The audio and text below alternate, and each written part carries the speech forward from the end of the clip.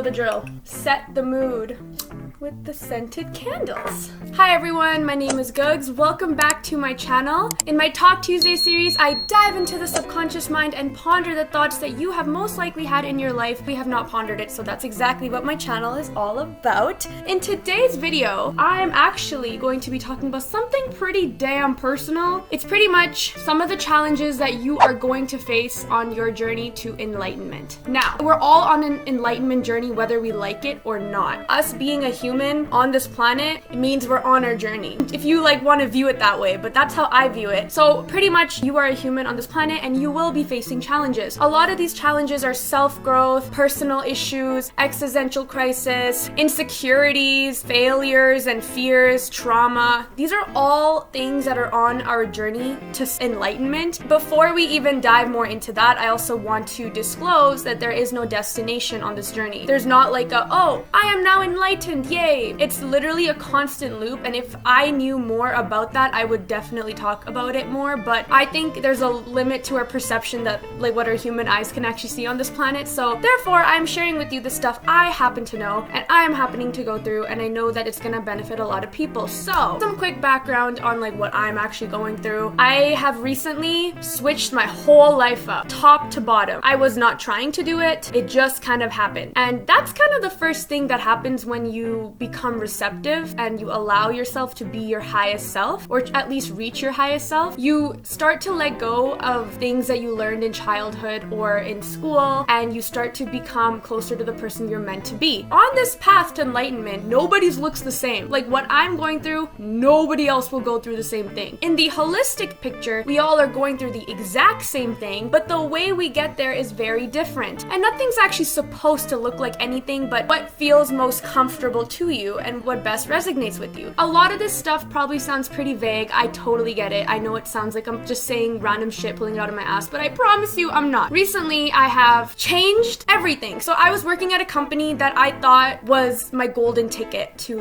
everything. I thought that was gonna set me up for life. I never once really questioned if I was happy or not. I kind of just was default living. For those of you that don't know what default living means you're living the way you think you're supposed to live and the way everyone around you is living, which is majority of the people in society. That's not your fault. That's not anyone's fault. It's just the way everything's been set up. But I had this crazy shift where I was I actually care about myself. And so when I started caring about myself, I started taking care of myself. And then stuff just started happening.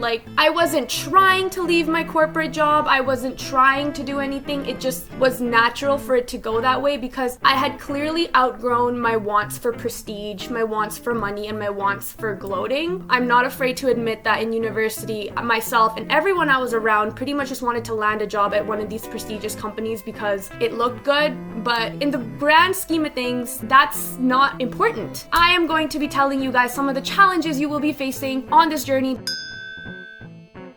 Challenge number 1. You're going to be lonely. In most cases, nobody else is in your head. Nobody knows what you're thinking. Family, parents, loved ones, boyfriends, girlfriend, nobody knows except you. So you're going to be a little lonely. However, being lonely is not a bad thing. It has a negative connotation to it, but being alone with your own thoughts is what really helps you find yourself, and it helps you love yourself. You will get to a point where you will want to hang out by yourself. You will want to take yourself for a walk. You will want to go grab coffee and go for a bike ride. And if you are a person who already likes those things, awesome. You're already ahead of the game on this journey. For those of you that aren't, which I wasn't, that's the first step. Be okay with being lonely. It's gonna be a little hard, especially if you're someone like me who is pretty much in the herd of sheep and we're just going and you're surrounded by people doing the same things as you, and once you deter on your path that's meant for you, sometimes you're alone. That's okay. Number 2, there will be a lot of friction. So for me personally, when I decided that the company I was working for and the path that was paved out for me was not for me, there was a lot of friction with my loved ones. There was a lot of friction at work. There was a lot of friction with kind of everyone. I needed to be very clear on what it is that I want. This only occurred to me because I knew what I wanted now. I figured out what it was that I genuinely wanted to do in this lifetime, and I understood that we're not money-making machines. We're not supposed to be robots for our entire life. It's not meant for us. Once I got over that, I was able to dive dive into my subconscious mind. And guys, I've only dipped my toes in. This is a lifelong journey, so it's not like I'm saying I'm fully submerged and I know a lot more stuff. One day, yes, the universe kind of took my life by its handles and did stuff for me. Like, when you know what you want in life, the universe will conspire and make everything happen in your will. The universe literally wants to see you do what your purpose is. There's no better way to explain that. You're on this planet for a reason. Every single one of us has a reason. It doesn't mean you need to be grand and you need to like do stuff a specific way. No. Once you start this whole like journey, which you already are on, but once you actually start taking it seriously and trying to figure out and learn more about yourself and the world you're living in, you will notice that you have a calling towards certain things. So that's kind of what happened to me, and there was a lot of friction that I had to face. I did end up explaining to my loved ones, and every single person in my life is supporting me now on this journey. It feels amazing. Challenge number 3, emotions. So if you're someone like me who doesn't like to show your emotions too much, cut it out.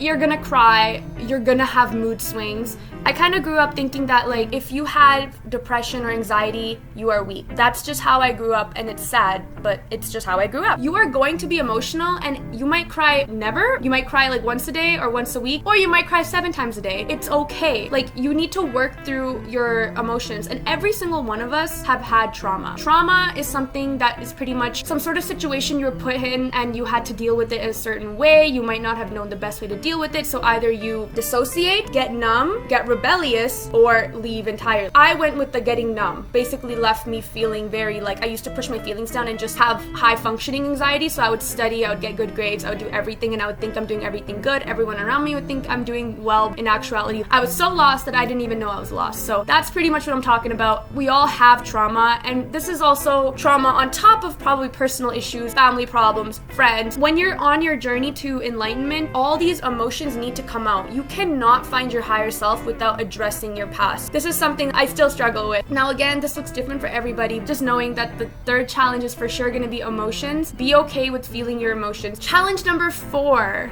patience. The one thing about us humans is that we're very impatient. Another challenge on this journey to enlightenment is going to be practicing patience. Even when you're meditating, sometimes thoughts will just pop into your head and you just get pissed off because you're like, oh my god, I can't just sit down and meditate. Like, this is not working. It doesn't do anything. I can't do it. Blah, blah, blah. I've heard all of it because I have said the same stuff. You just got to keep going. Consistency, it's persistence, it's patience, and again, it all comes in a bundle. It's not just you focus on one thing and not the other. You have to sit with your past traumas, and then you have to practice patience with the whole damn thing. Again, I mentioned this earlier in the video. You cannot expect to have a destination. That's out the window. Which leads me to challenge number 5. Drop all expectations. I know that we have movies in like Western culture. Actually, every culture has movies. We read books. We have like idea of a fairy tale when really there is no beginning, middle, and end. It's a flow. You're in a flow state. You should view every moment as part of a holistic picture that you need to go through. But just understand, when you have expectations, you're actually setting yourself up for failure. And this is very opposite of what you're taught growing up in school. Even right now, you're probably like, what is this girl saying? When you have expectations, it means you're trying to control the situation. Now, every situation cannot be controlled. We're on a floating rock. A meteor can come and knock us over anytime. But as humans, we fear uncertainty. Uncertainty is where growth takes place. Uncertainty is part of the yin and yang. I don't know why we have, including myself, kind of wanted to take like a control of our life to such an extent that everything you do needs to have an end result. That's not an enlightenment journey. Be okay with the fact that whatever comes out of your meditation practice, whatever comes out of your mind, some thoughts, whatever comes out of your body during this whole enlightenment journey, you love yourself regardless and you allow it to happen and you do not judge it. Judgment only comes when you have expectations, because if things don't go the way you expected them to go, you get pissed, you get disappointed. How many times have you been in a situation where things have actually turned out better than you thought they would have? I know we all have been there. It doesn't matter. As long as you know there is a higher power that is taking care of you, it will relieve your nerves and you'll be okay to understand that you should not have any expectations. I was working in corporate. There were expectations literally like heavy on my shoulders.